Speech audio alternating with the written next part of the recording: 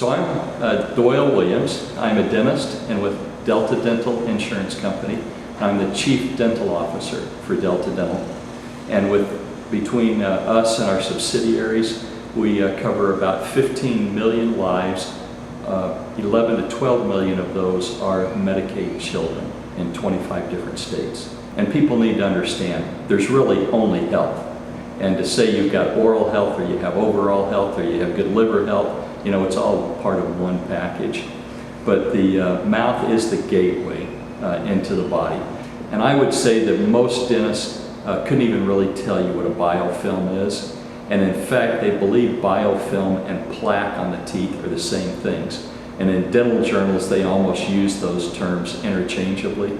So they don't understand that there's an underlying biofilm, which is the natural bacteria, and then it can be disrupted. And then you have plaque in the mouth, and the plaque can stick to that biofilm. And then we've got a new problem to try and deal with. So most dentists are only looking at the plaque biofilm mass, and then they're trying to clean it.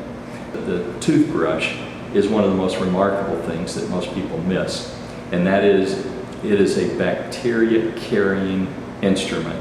And as we leave it in our bathrooms, which are warm and moist for the most part, where bacteria loves to grow, we've just got this breeding ground for bacteria, and we keep reintroducing it into our mouths, and it touches somebody else in our family's toothbrush who might share the same glass on the sink or whatever.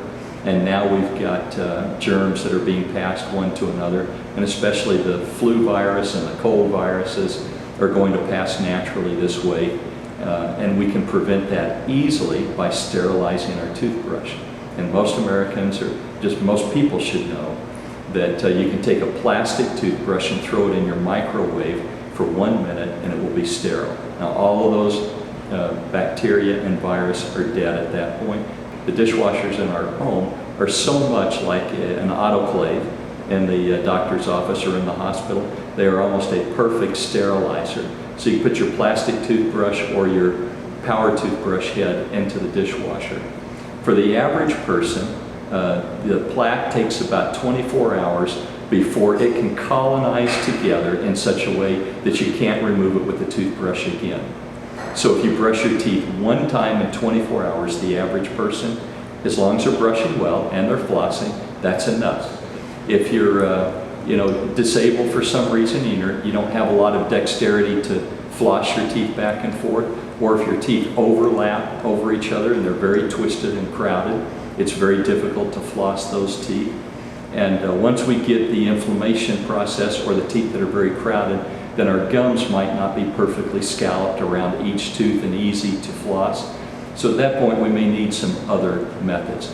We may need some of the oral rinses that are antimicrobial. We know that the bacteria that causes tooth decay is passed from the mother to the child, and we call it the mother-child transmission.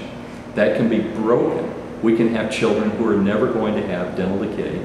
And one of the easy ways to do that is to introduce xylitol into a pregnant woman's mouth. And xylitol is a totally natural sugar, commonly found in fresh fruits and berries. So many people this is part of their natural diet that they eat.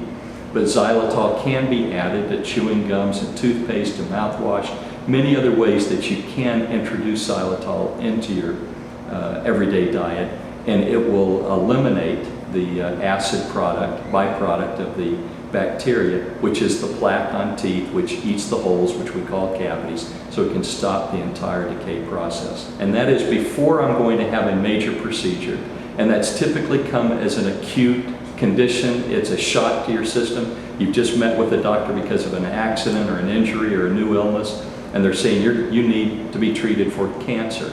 You need to be treated for this disease of your spine. You need to have a replacement of some body part.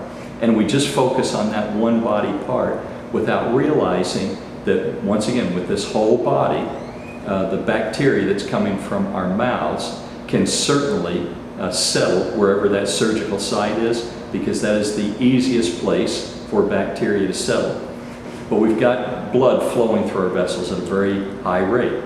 And if in fact we have a weakening part or a cut in some vessel, then the flow will bypass it.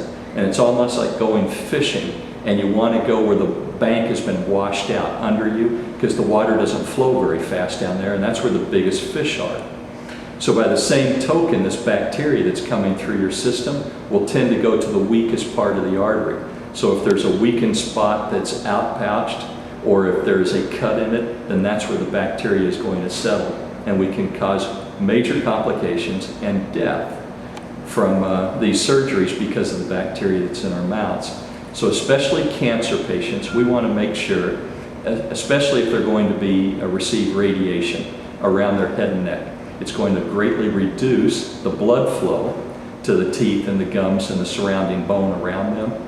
So if we've got an infected tooth and somebody goes through radiation therapy for a cancer they think is unrelated, and now because their mouth is so dry that tooth needs to be extracted, what they don't realize, many doctors, is once we extract that tooth with the limited blood supply to that alveolus, to that bone, the jawbone, it never heals. And now we've got an osteomyelitis, and we've got exposed bone in the mouth that is going to continue to slough off and deteriorate and slough off. So it's painful, it's debilitating, and the wound never heals, so you keep that infection going and spreading. People need to understand that the bacteria from our mouth is going to affect all surgeries. In addition to that, of course, we need to keep the mouth clean. So these people need to be instructed that they're going to have to be much more meticulous cleaning their mouth and keeping it healthy after the surgery, especially after any radiation, than they were before. If in fact they have gum disease, they have to be talking to their dentist, and their dentist can refer them to a specialist if needed. But I would hope that all dentists are well aware of the complications that come from decreased salivary flow and decreased blood flow to the teeth, and the need to have it healthy and continuing to be healthy before they undergo any other type of major surgical procedure. So as I was introduced to the short film, Why Am I Still Sick?, I started thinking of a lot of people I know who could ask that same question. I think it is an important thing that we should be talking more about, because the body is a very complicated system, and people think that they know how to treat it, and all of us tend to have tunnel vision where we look at it from one point of view, and until people get the larger picture and understand that people do stay sick, and many people are sick their whole lives, and doctors just treat them and they brush it off as this person has a weak immune system, or this person is a hypochondriac, or there's some other problem, but everybody can discount it, and society tends to discount how sick a person is. This movie really brought home to me that this is a very real part of science and a part of medicine that we should be looking at, because this can change a lot of people's lives.